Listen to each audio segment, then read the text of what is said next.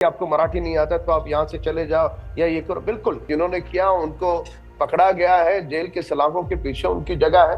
तब इनको लगा कि अब मराठी आदमी उनके खिलाफ जाएगा, तब जाकर के उबाटा ने इस प्रकार का नौटंकी उन्होंने शुरू कर दी। महाराष्ट्र में हिंदी बोलने वालों के साथ मारपीट का सिलसिला थमने का नाम नहीं ले रहा। आलम यह हो चुका है कि मनसे कार्यकर्ता अब हिंदी बोलने वाले किसी भी शख्स को पकड़ते हैं और उसके बाद उनकी पिटाई कर देते हैं। हद तो तब हो गई जब मुंबई की मीरा रोड पर रविवार रात एक दुकानदार को मराठी नहीं आने पर मनसा के कार्यकर्ताओं ने जमकर 8 थप्पड़ धुन दिए। तो वहीं गुरुवार को इस घटना के विरोध में मीरा भाईंदर के व्यापारियों ने अपनी अपनी दुकानें बंद रखी। 72 घंटे बीत जाने के बाद भी पुलिस किसी आरोपी को गिरफ्तार नहीं कर सकी है। हालांकि सीसीटीवी फुटेज से तीनों ही आरोपियों की पहचान कर ली गई है। वहीं दूसरा मामला ठाणे स्टेशन के बाहर मोबाइल रिचार्ज को लेकर सामने आया है, जहां एक दुकानदार ने ग्राहक की पिटाई कर दी थी, जिससे वो गंभीर रूप से घायल हो गया।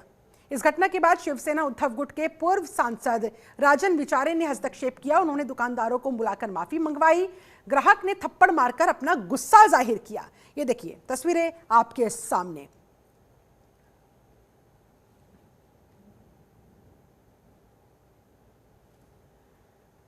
बीजेपी विधायक राम कदम जी इस समय हमारे साथ फोन लाइन पर जुड़ चुके हैं। राम कदम जी, ये महाराष्ट्र में क्या चल रहा है? मनसे कार्यकर्ताओं किस तरह से गुंडागर्दी? क्या अगर किसी को मराठी बोलना नहीं आएगा उसके साथ ऐसे मारपीट होगी, थप्पड़ों की बरसात होगी? देखिए, इस मंथना के आरंभ में मैं आपको बता दूं कि महाराष्ट्र में अब 2 या 3 महीने के बाद चुनाव होने जा रहे हैं। मुंबई में बीएमसी के चुनाव है, वैसे महाराष्ट्र में हर 2 अलग अलग चुनाव हो रहे हैं। और जिन पार्टियों का जनाधार जो दल खो चुके हैं, वे सारे दल अब मराठी आदमी, मराठी मानुस के वोट के पीछे उनकी अपनी ये ओछी राजनीति दुर्भाग्य से चल रही है।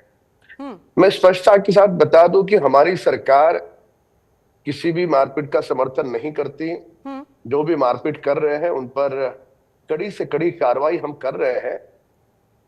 होता ऐसा है कि इसका मूल आप समझने का प्रयास करें जी। कि उद्धव ठाकरे जब मुख्यमंत्री थे तब 2020-21 में उन्होंने स्वयं हिंदी भाषा, हर हिंदी और अंग्रेजी हर पहली कक्षा से लेकर के 12वीं कक्षा तक सबको कंपलसरी करने का उन्होंने फैसला किया। अब एक कमेटी गठित की गई। वो कमेटी में उबाटा के नेता थे। उस नेता ने भी कहा कि हिंदी को पूरी तरह से मैंडेटरी किया जाए, जबरन वो छोटे बालक पर उसको पढ़ाने का उसको कंपलसरी किया जाए। अब होता है कि छोटा बालक है, पहली कक्षा का बालक है, कौन सी भाषा चुने? हम सभी भाषाओं का सम्मान करते हैं, पर वो कौन सी भाषा सुने, क्या उसके माता पिता तय करेंगे या सरकार तय करेगी? स्वाभाविक रूप से माता पिताओं को नैतिक अधिकार है। वो कभी कोई बच्चा संस्कृत सीखना चाहे, कोई बच्चा और भाषा सीखना चाहे, पर उद्धव ठाकरे ने ये नहीं किया। उद्धव ठाकरे ने वह कैबिनेट में वो सारा प्रस्ताव स्वीकृत किया और फिर उसी के बाद का सारा क्रम हम जानते हैं। तो हिंदी कंपलसरी करने का काम उद्धव ठाकरे ने किया और छोटा छात्र अपनी मन पसंदीदा भाषा का चयन कर सकता है, उसे चुन सकता है। यह नैतिक अधिकार देने का काम हमारी देवेंद्र फडणवीस सरकार ने किया। अब इनका दोगलापन देखो। जब ये लोगों के सामने बात आई खुल करके, आदरणीय देवेंद्र जी ने पूरा का पूरा 55 मिनट के उस पत्रकार वार्ता में पूरे सारे दस्तावेज रखे, तब इनको लगा कि अब मराठी आदमी उनके खिलाफ जाएगा, तब जाकर के उबाटा ने इस प्रकार का नौटंकी उन्होंने शुरू कर दी। इनको मराठी आदमी का कुछ नहीं पड़ा। गोरेगांव में एक पत्राचाल करके एक जगह है जहां पे मराठी आदमी रहा करते थे। वहां के बिल्डर के समर्थन में इनके नेताओं ने वहां से सारे मराठी लोगों को भगा दिया। उनको भगाते समय कहा गया था तुमका मराठी का प्रेम, आपका उस समय कोई प्रेम नहीं था। ये तो जब भी चुनाव समीप आते हैं तब इन दलों को मराठी आदमी की याद आती है। लेकिन चुनाव की वजह से इसका खामियाजा वहां के व्यापारी क्यों भुगते? राज ठाकरे, उद्धव ठाकरे अपनी राजनीतिक हताशा के चलते ये जो कुछ भी कह रहे हैं, करवा रहे हैं, इसकी वजह से सर वहां लोग डरे हुए हैं कि अगर हमें मराठी नहीं आएगी तो क्या कोई भी आके हमें मारपीट के चला जाएगा। देखो, जमीनी हालात में आपको बता दूं, आप दिल्ली में बैठे हैं और आपके चैनल को सारा देश देख रहा है, इसके लिए लोगों के मन में गलत फहमियां नहीं जानी चाहिए, डर नहीं बैठना चाहिए। इसलिए बता दो, ऐसा यहाँ पर कुछ भी नहीं है जो टीवी पे दिखाया जा रहा है।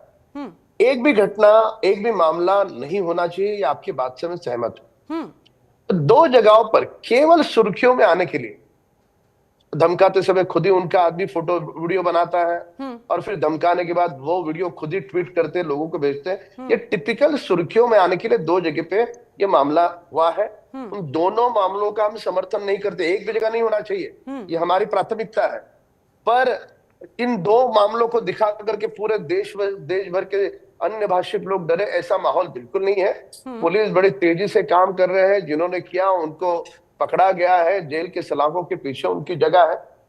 अब इस बात को ये भुनाना चाह रहे हैं, क्योंकि उद्धव ठाकरे के बारे में पता है आपको कि उन्होंने हिंदुत्व त्याग दिया। अब ये भी आपकी स्क्रीन पे देख रहा हूं, ये स्क्रीन पे क्या है, वो मारते समय दूसरा बंदा वीडियो बना रहा है। अब ये सुर्खियों में आने की होड़ लगी है, ताकि जो दल का जनाधार पूरी तरह से समाप्त हो गया है, वो दल अब क्या थप्पड़ मारे तो सारे टीवी चैनल वाले दिखाते हैं टीवी पे, तो खबर बन जाती है। खबर बन जाने के बाद इनका दल का नाम दिन भर रात भर टीवी पे आते रहता है, ये इस दल ने ये किया, इस दल ने किया, ये किया। फिर उसके आड़ में इनके गलत काम शुरू होते हैं। ये इसके अतीत में भी देखा है, वर्तमान में भी देखा है, पर किसी को डरने की जरूरत नहीं है। महाराष्ट्र में सभी भाषाओं का सम्मान करने वाली यह सरकार है। ये बात स्वाभाविक है कि जिस प्रांत में जाएंगे उस प्रांत की अपनी भाषा है, उस भाषा का सम्मान, ये बात तो रहेगी। ये अतीत में भी थी, वर्तमान में भी है, और जब तक चंद्रमा और सूरज है तब तक रहेगी। पर इसका कतई अच्छा मतलब लगा आपके मुंह से ये सुनकर कि महाराष्ट्र में हर भाषा का सम्मान किया जाता है, किया जाता रहेगा। लेकिन आप ही के दल के, आप ही की पार्टी के, आप ही की सरकार के गृह राज्य मंत्री योगेश कदम का वो बयान भी सर आपने सुना होगा, जिसमें वो कहते नजर आ रहे हैं कि महाराष्ट्र है ये, मराठी तो आनी ही चाहिए। आप ये नहीं कह सकते कि मैं मराठी नहीं बोलूंगा, हाँ ये कह दीजिए मराठी बोलने की कोशिश करूंगा, वरना यही कार्रवाई होगी क्या? नहीं, योगेश कदम जी मेरे अनन्य मित्र हैं, उन्होंने भी इसी प्रकार का बयान दिया है। आप जिस तरह कह रहे हो ठीक है, बीच का अभी वो एडिट करते समय पीसीआर ने क्या किया मुझे पता नहीं है, कि मराठी का हक व्यक्ति ने सम्मान करना चाहिए, ये विषय उन्होंने कहा है। उस बात को अन्यथा लेने की आवश्यकता नहीं है। उन्होंने कतई ऐसा नहीं कहा कि आपको मराठी नहीं आता तो आप यहाँ से चले जाओ या ये करो, बिल्कुल ठीक है। ये प्रांत इसका नाम महाराष्ट्र है, केवल राष्ट्र नाम नहीं है, महाराष्ट्र है। तो ये सबको समा के लेने वाला है, सबके हितों की रक्षा करने वाला महाराष्ट्र है। रामकांत जी, ऐसे में प्रदेश सरकार की तरफ से आप महाराष्ट्र के लोगों को किस तरह से आश्वस्त करना चाहेंगे कि वो पैनिक में ना आए, वो डरे ना? अगर किसी को मराठी नहीं आती है तो दुकानदारों ने आज की तारीख में वहां पर दुकानें बंद कर दी है कि ना जाने कहीं अगला नंबर हमारा ना हो जाए। भाई माहौल चुनावी क्रिएट करना राज ठाकरे का काम हो सकता है, उनकी पार्टी के कार्यकर्ताओं का काम हो सकता है, उद्धव ठाकरे का काम हो सकता है, लेकिन उन्हें की क्या गलती? मैं आपको एक उदाहरण दूं कि अगर कोई समोसा अगर बेच रहा है और वो समोसा की वो गाड़ी, उसमें से 2 समोसे किसी ने उछाल दिए, तो टीवी चैनल पे दिन भर इतनी बार दिखाया जाता है कि 2 समोसे की जगह ऐसा लगता है कि 2-5 हजार समोसे सामने वाले ने उछाल दिए। तो जिसने उछाले हैं उसका मकसद भी यही होता है कि सुर्खियों में छाए रहे। अब जी समझ रहे मेरी बात? तो बिल्कुल कहीं दूर दूर तक महाराष्ट्र में, मुंबई में कोई पैनिक नहीं है। कोई कानून हाथ में लेता है तो कानून का काम करेगा, किसी को बख्शा नहीं जाएगा। ये हमारी भूमिका है सरकार करके। और सभी लोग अभी से नहीं, बरसों से रह रहे हैं मुंबई में।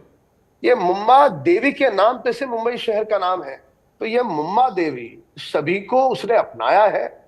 और सभी यहाँ आने वाले जो बाशिंदे हैं वह मराठी का सम्मान करते हैं।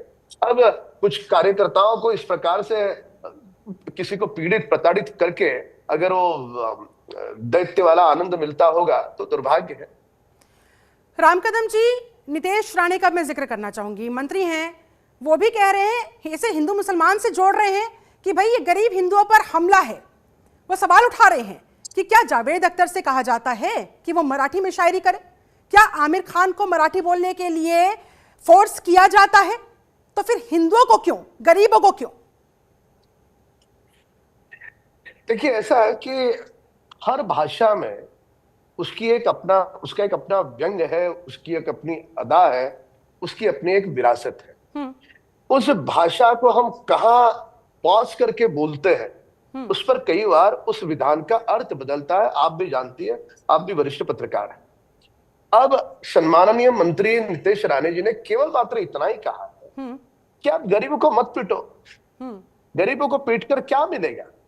उस समय उन्होंने कहा कि जो अभी भी कुछ शहर में यहाँ पर पाकिस्तान के आतंकी कई छुपे होंगे, उनको जाकर के पीटो, ये उनके बोलने का भाव था। और मुझे कतई नहीं लगता कि उस भाव में कोई गलती है।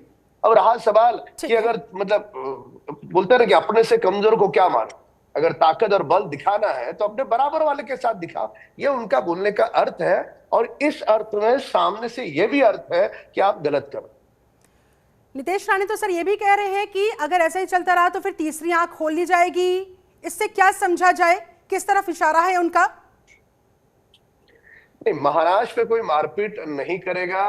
महाराष्ट्र में यदि कोई मारपीट करता है तो फिर उसके लिए जो भी आवश्यक है उसका हम विकल्प ढूंढेंगे, वो करेंगे। कानूनी कार्रवाई और तेजी से करेंगे, यही तीसरे आंख का अर्थ है।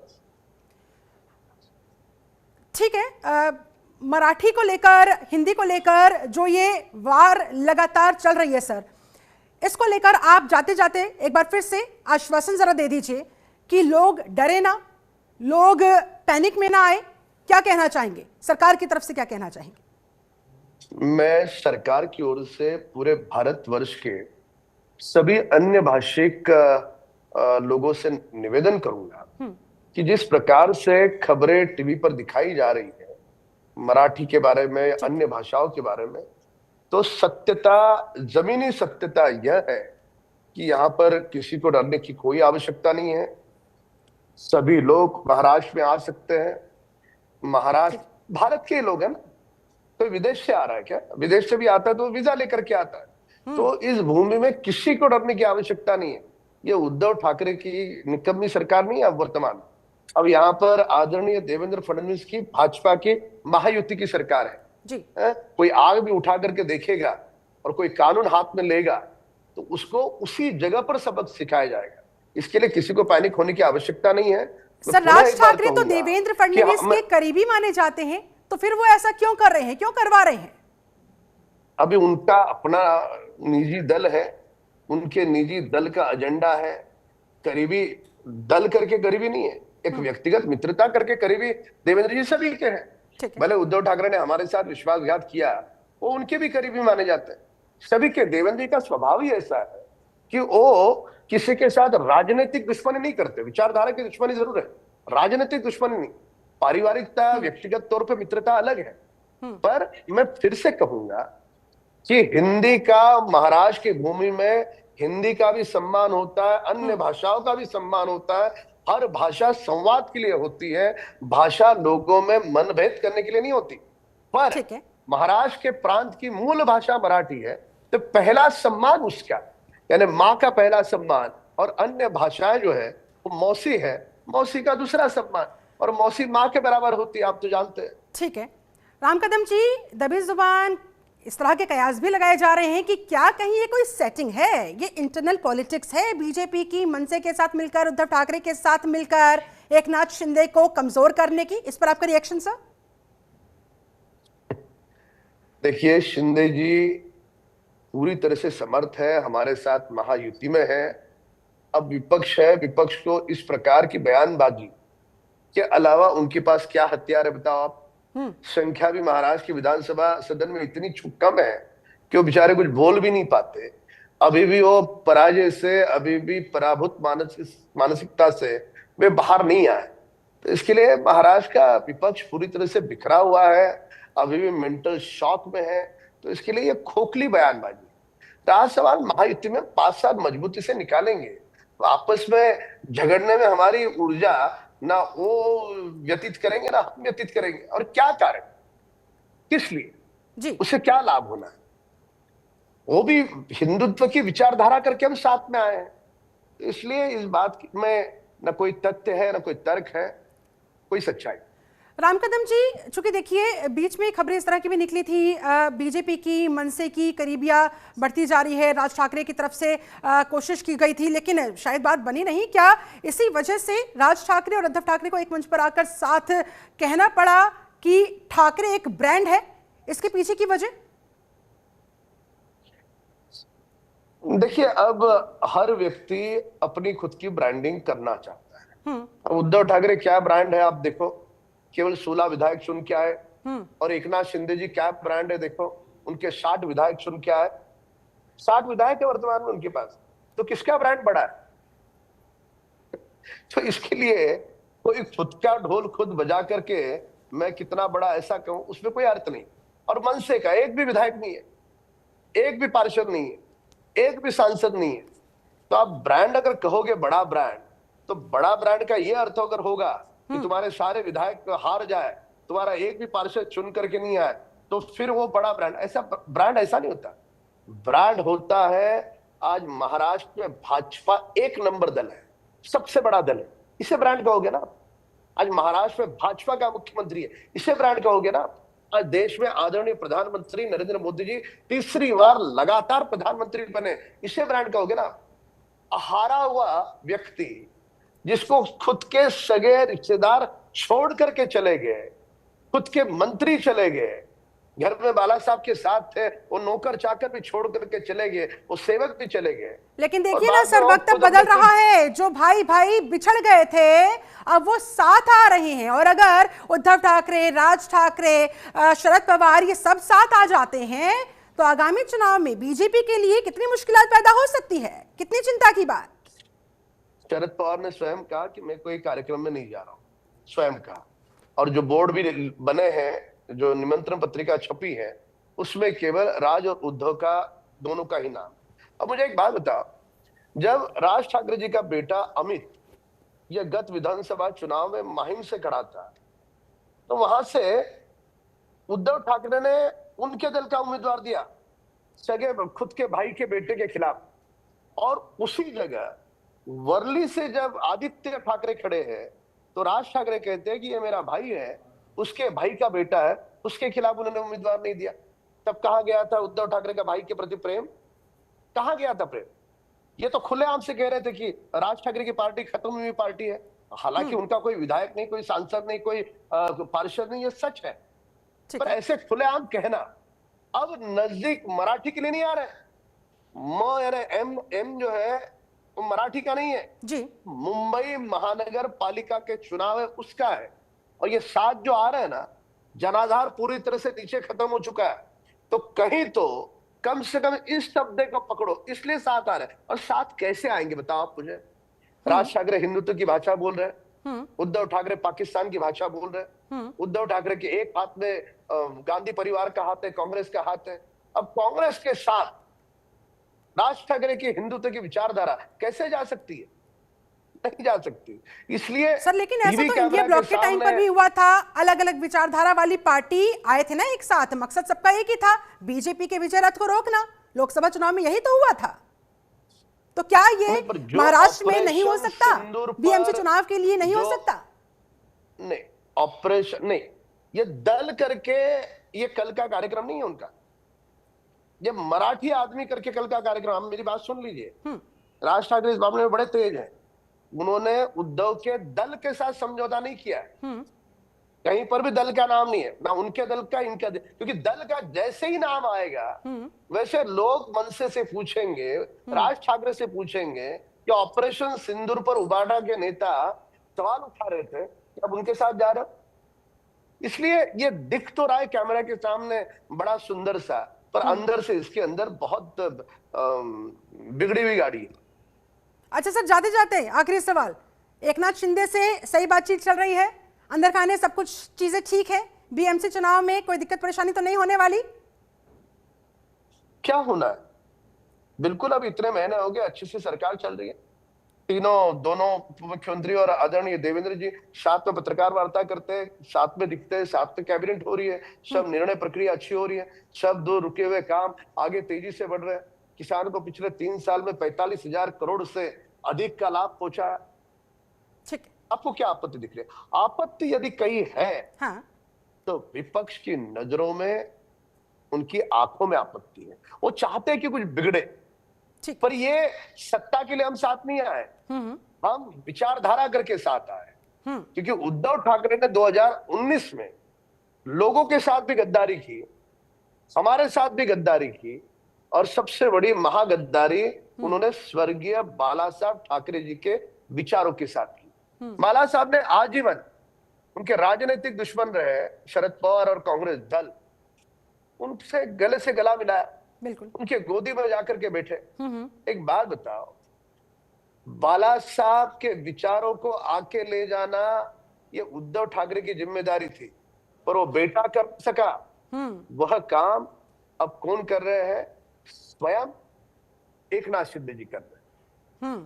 तो इसलिए यहाँ का सारा जो जनाधार है उद्धव ठाकरे का, वो 90% एकनाथ शिंदे जी की ओर, यानी असली शिवसेना की ओर चला गया है। बचा हुआ जनाधार अब राज ठाकरे जी के साथ जाएंगे तो राज ठाकरे जी का करिश्मा है, उनके साथ चला जाएगा।